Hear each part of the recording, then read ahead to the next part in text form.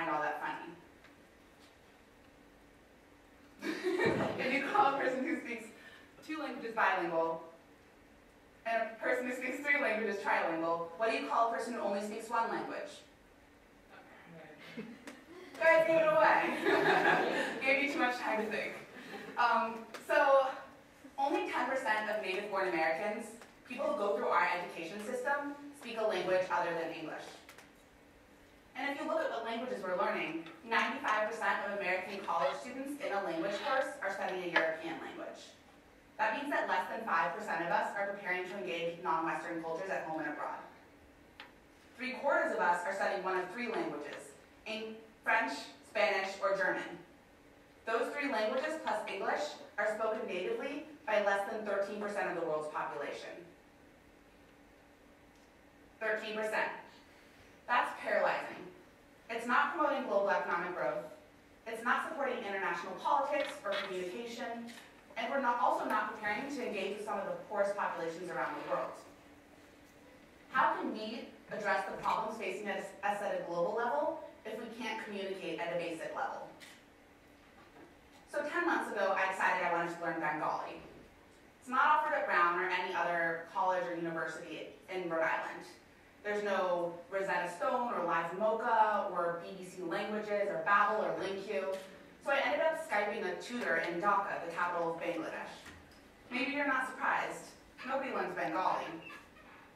So let's talk a little bit about Bengal, arguably the most densely populated region in the world. Bangladesh, the largest speaking Bengali country in the world, well, it has a literacy rate of around 50%, a per capita GDP of $2,000 US. That's 4% of ours here in the United States. You've seen Bangladesh in the news recently. I'm sure you all remember the factory collapse last year that claimed over 1,000 lives and left many more injured. We also expect this region to play host to some of the most catastrophic environmental disasters of our time, and we're already seeing some of that. So what does it mean if American students aren't studying Bengali? How can we communicate with those most affected by these disasters if we can only speak English, Spanish, French, and German? So Bengali is actually the 7th most widely spoken language in the world. At last count, it was studied by 97 American college students. Compare that 97 to the 215,954 who are studying French. So that's a lot of numbers, but I'm going to break it down for you. For every 1 person in the world who grows up speaking French, there are 3 people who grow up speaking Bengali. For every 1 American student sitting in a classroom learning Bengali, there are 2,226 students learning French. So this is the 20 most spoken languages in the world. 7 of these aren't offered at Brown.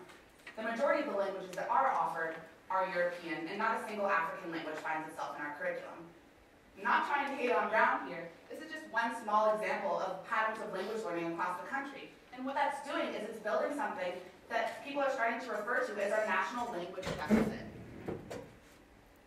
We are risking our political and economic future because we're not learning languages at a rate that supports our global interests. This remains true even for those languages labeled critical languages by our State Department. As we prepare the next generation of global leaders, we need to consider how we're preparing them to communicate with their peers around the world. Will we be prepared to collaborate as we build solutions to our world's problems? Who will we be able to invite into the conversation? And how is our education preparing us to communicate with people around the world who do not have the benefit of an education? English is becoming a global language. Nobody can deny that. But language learning is still critical. Not only does it promote cultural awareness and sensitivity, but it also shows respect. It shows, even if you've taken the time to learn my language, I'm still working to meet you partway. And as Nelson Mandela once said, if you speak to a man in a language he understands, that goes to his head. If you speak to him in his language, that goes to his heart. Not everyone in the world speaks English. People around the world are denied educational opportunities. If we don't learn these languages, if we wait until the rest of the world learns English, people at the base of the socioeconomic pyramid will continue to be left out of the global conversation.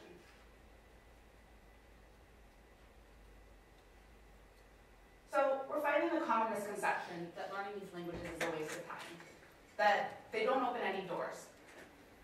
Well, I'm here to tell you that's just not true. So the number of employers who are looking for candidates with bilingual skills has steadily gone up over the past 5 years, especially in these underrepresented languages. Researchers have found benefits not only in hiring, but also in salary and promotion opportunities. Beyond that, the entrepreneurial opportunities are endless.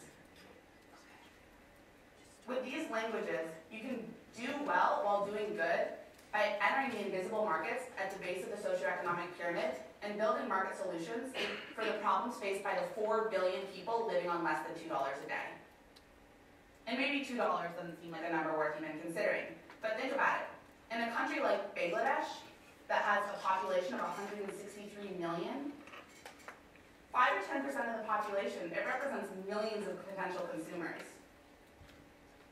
With the knowledge of Bengali, you're positioning yourself to collaborate with local stakeholders, to work with them to address major social and economic problems, and to do it with the principles of trust and open communication at the forefront. So as an individual, these languages open so many doors, not just in business and entrepreneurship, but also in environmental advocacy, in international politics, and social justice work, and so much more. And as a nation, we should be concerned about the doors we're closing by not fostering language study. We can never predict what languages will be valuable a few years from now. But we can think that there aren't that many students who have Bengali or Javanese or Marathi on their resumes. And those who do, well, they're probably going to stand out. So at this moment, there are 1.7 million international students studying in the United States. And that number goes up by about 12% each year. At Brown, about 10% of our population is international. And between them and the amazing diversity of American students studying here, over 65 languages are spoken on campus. There are 25 offered through our formal curriculum. So when I came to Brown, I thought, how can we build spaces to learn from each other, to learn each other's languages, to celebrate diversity? So we launched the Student Language Exchange. The Student Language Exchange works with international students to run semester-long programs in languages and cultures, introducing their peers to where they come from. This isn't just the 20 most spoken languages worldwide, but really any language that a student comes to campus speaking and doesn't see represented in their formal curriculum. This semester, we're running programs in Bengali, and Malay, and Tamil, and many more at our SLE universities. And so what we've seen by doing this is that just by introducing students to these languages, to these cultures, we're able to really get them excited about them and to launch them in all sorts of exciting new directions. We've had students start social enterprises, study or teach abroad, figure out what it is they want to major in, or even more important, figure out what it is they want to do after they graduate, which is definitely kind of hard to do sometimes. So the point is that there are so many opportunities in these languages, and we just have to show students that they're there, that they exist, that they're important, that these languages are valuable. So back to Bengali. Last semester, Bengali was offered through Brown Student Language Exchange by a fabulous junior from Calcutta, and she forged this really tight-knit learning community. So tight-knit that 5 of us continued learning Bengali together the following semester. And it's crazy, but by doing that, you raise the number of students studying Bengali in the entire country by 5%. That's kind of sad.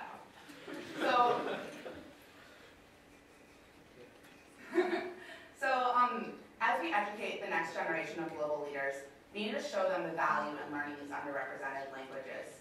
We need to recommit ourselves to language learning across the board, but especially in these underrepresented languages. Because if we do, the opportunities are borderless. Thank you.